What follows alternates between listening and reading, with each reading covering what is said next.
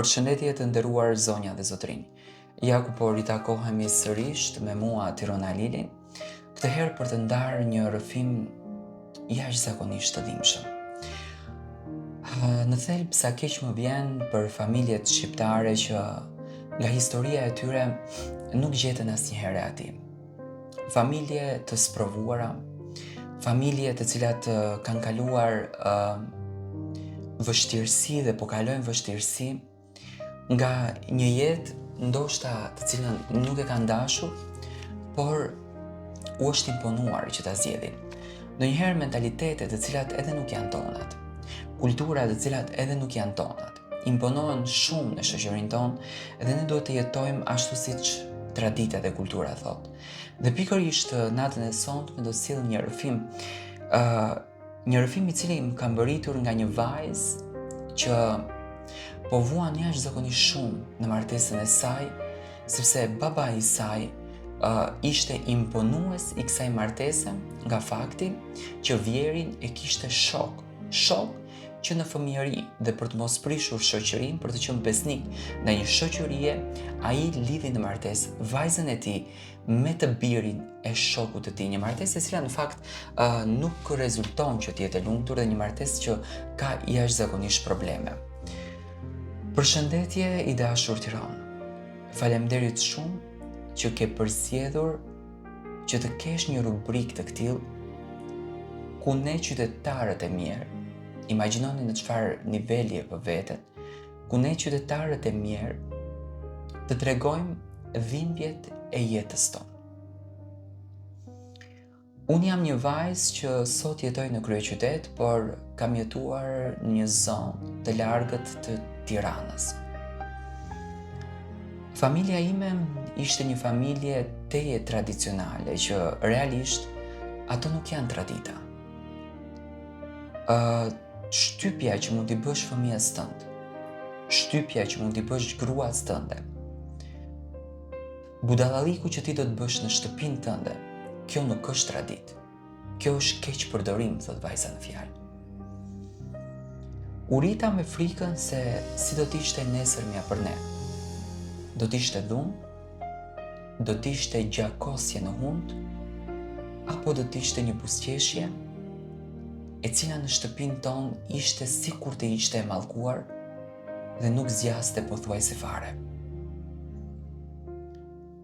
Jetoja me një frikë që mami do të vdes shumë shpejt, sepse dhuna që po bëhej mbi të, shëpullat që po bëheshin mbi të, shkelmat edhe boksat, e nxirrnin nënën sikur të ishte një kriminale e tmerrshme.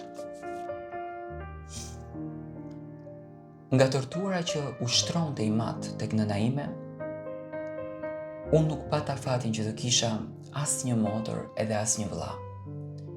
Sepse nga historia që ime më ka treguar, edhe gjatë shtatzanisë me mua, ka patur mundësi që 2 herë të humbën fëmijën e saj që në këtë rast isha unë.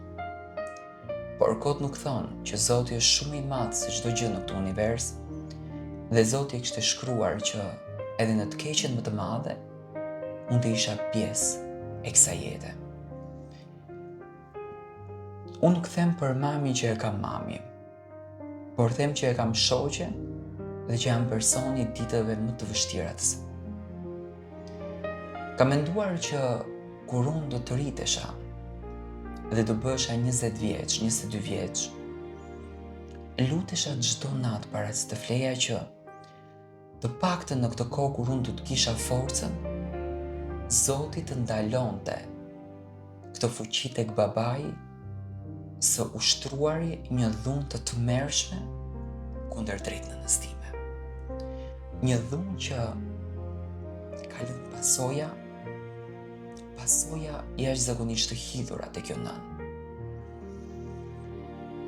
Edhe pse unë vajta 18 vjeç, babai im, që më vjen shumë keq që i them baba, nuk ndryshoi. Ai vazhdoi me të njëjtin ritëm. Ai vazhdoi me të njëjtin mision. Ai vazhdoi me të njëjtin qëllim. Dhe qëllimi i tij e dini cili ishte? Qëllimi i tij ishte që të shkatëron ti me mën, dhe nëna ime të mos ketë guximin për të ngritur kokën nesër. Edhe pse çdo gjë në fakt nga babi e kisha të ndaluar, nuk e prisja që edhe në jetën time, në përzgjedhjen time, me njeriu të cilin unë do të çoja jetën, do t'ishte pikërisht ai që do të bënte këtë përzgjedhje. E mbaj mend shumë mirë ditën që erdhi në shtëpi me një fytyrë aq të frikshme, saqë unë thoja edhe djalli nuk mund të ketë një fytyrë të këtillë. Pa më pyetur fare, u fut në dhomë edhe mu drejtua në fytyrë duke më thënë që ti nesër do të fejohesh me atë që unë dua. Nuk ka ligj, nuk ka njeri dhe nuk ka botë që mua mund të më prish shoqëri me shokun tim të jetës. Për mua ishte të tmerrshme se unë akoma nuk e dija se kush ishte burim. Por çfarë rëndësi ka kjo? Vendimi u mor dhe ashtu ndodhi. U martova brenda një vitit dhe me njëherë linda fëmijë. Jam edhe sot e martuar. Por fati i keq dhe tortura tash po përsëritet tek mua. Dhe unë them që mos mami më ka mallkuar prej në barkë që më duhej ki fëmijë por ta kisha lënë këtë burr që më shkatroi jetën. Sepse të njëjtën jetë kam dhe unë. Burri im nuk di gjë tjetër përpos që të më re, të më dërmon, edhe të më bën që unë nga 3 ditë të mos të ngritem nga krevati. Shumë më thonë që denoncohe. E kam bërë për disa herë. Po ku ka shtet, ku ka polici, janë të gjithë të korruptuar. Dhe sidomos kur ke të bësh me një burr i cili gëzon një post të rëndësishëm në jetë. Jam në një hall shumë të madh. Ndonjëherë mendoj që t'i jap një fund jetës, më mirë të vdes dhe të iki në botën tjetër, të paktën kocinte mi të jenë rahat. Por nga ana tjetër, më dhimbset jashtëzakonisht djali. Djali të cilin e kam pikën time më të topët. E dua aq fort, dhe vetmja këshill që ja jap çdo ditë është kjo. Vajza në këtë jetë është një lule. Mundohu që ta marrësh, të kujdesesh, ta duash dhe t'i falësh atë emocioni që e meriton, sepse nesër do të mallkon, dhe mallkimi në këtë botë është më i fortë se çdo gjë tjetër.